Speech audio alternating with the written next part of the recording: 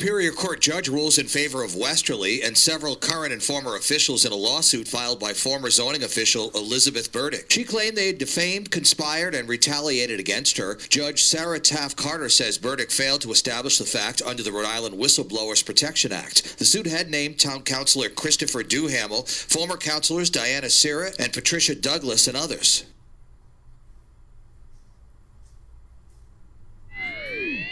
Managing Director of Paragon Trust Company and tax and private client practitioner, joins us to bring a common sense approach to money in a world of total insanity. Let's welcome Tony D'Angelo. All right, our pal Tony D joining us as he does each and every Tuesday morning to enlighten and thrill us on different topics. Tony D, good morning. How are you? Good morning, and proud to be among everyone. So, part 2, the economics of white guilt. Take it away, my friend. White guilt. Yeah, we talked last time about reparations and H.R. 40, and haven't heard anything about that in local media, certainly. Very little in the national media, but that will be coming. Right now they have better things to do, like, sham impeachments that mean absolutely nothing. But as we get into it, we have a situation developing in Connecticut. It is not well covered. It is not well positioned, and our powers that be in our legislature, as they've done for so many years, always seem to be fighting the wrong enemy. They're fighting the paper tiger, where the real tiger is being, shall we say, ignored or not thought of, because those kinds of horrible things do not happen here. Anyway, we revisit again Woodbridge, Connecticut. It's a suburban town of a city, and it's near New Haven. The median house price there is $425,000. Normally, higher end working people paying mortgages. We're not talking Palo Alto, California, but it's a suburban town where people take pride in their homes. And there is something with respect to multi-unit housing. And there is an effort which has been championed by an organization known as the Open Communities Alliance. There's another one kicking around, Desegregate Connecticut. We've spoken about that before.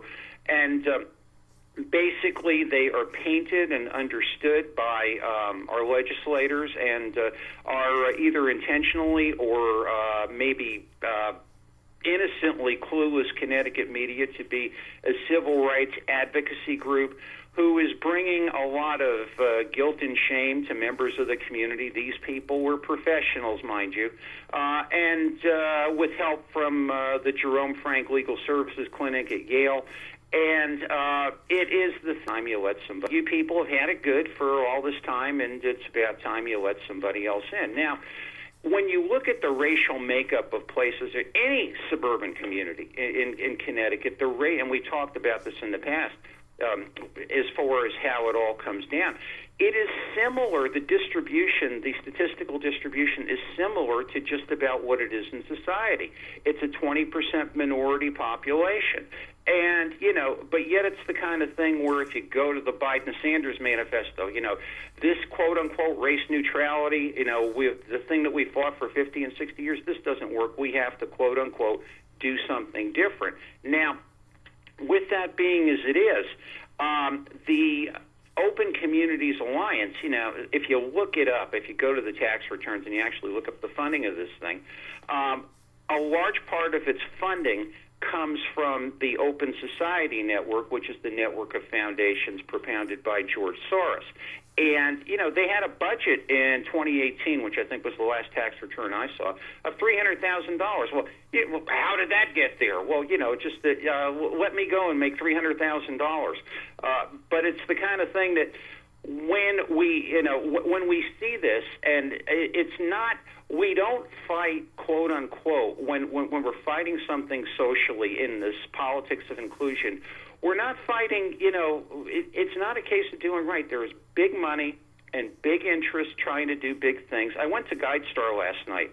You know, there are 682 of these organizations that I was able to count. Of course, I couldn't go through them all, of quote-unquote to do fair and equitable housing. Now, as far as I'm concerned, I don't care if my neighbor is, purple with pink polka dots. Makes no difference to me. But I will tell you, with the things you have to do if you're living in quote-unquote a rural environment, you have to take out your garbage. You got to make sure the mice don't run over the place. You got to make sure the snow is plowed. You got to make sure, that rocks don't go flying in the road and hitting cars. And when you do this, when you just say, hey, we're going to do this socially, and we're not preparing these people for what they need to do with something like this, there's no mass transportation. There's no sidewalks. I mean, we learned nothing, Lee Elci, from 2008. Where in 2008, when the housing market collapsed, everybody was like, duh, not everybody's capable of owning a home. But, 13 years later, there ain't no history. We're into cancel culture. So this is part of what you had brought up. You were one of the first ones to bring this, actually the first to bring it to my attention, this manifesto that you read through. And this is all part of that. But I want you to get into, if you can, I don't know if this was part of your plan, but just quickly if you can, because you had mentioned it and I actually ended up writing a column about it, but you describe it better than I ever could. About how banks can just sort of, say, I'm sorry, but your house is now not worth $400,000. It's only worth $200,000. Yeah, you're talking quote unquote the standard zoning appraisals. For example, take I'll use Woodbridge. Now the median housing price there is $425,000.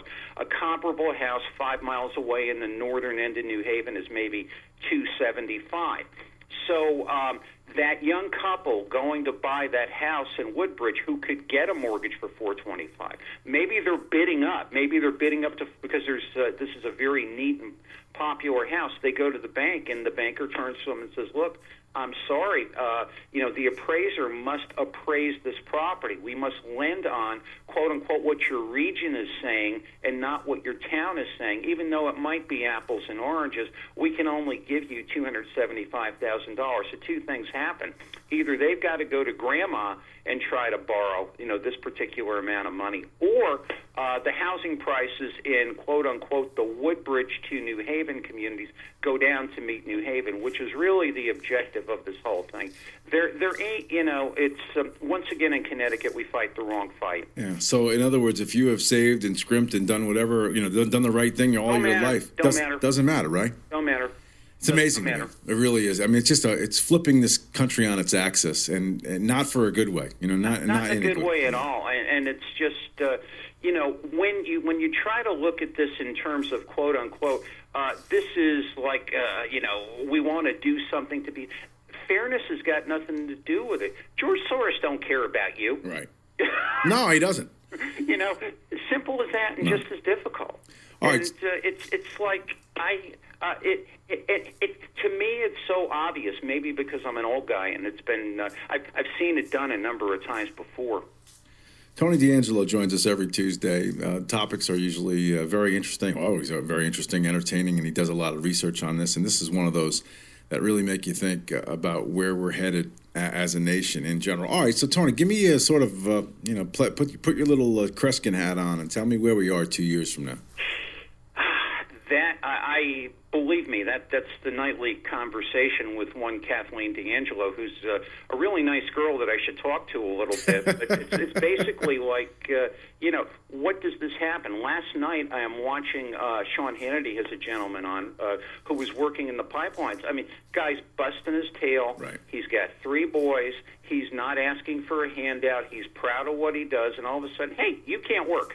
That's you're evil. You just sit down and we'll give you a subsidy. And I when I look at that, and when I what really troubles me, and where I think the struggle is going to be, and where we're going to have a lot more violence and up and down in this country, is working people that want to do for themselves, do not want handouts. And it's the kind of thing where those people in government who were causing these quote-unquote social scenes, if you will, have really, have they studied and all that? Yeah, they've done that, but they've never really worked, and they don't understand the pride of a working person, or kind of like what I call myself.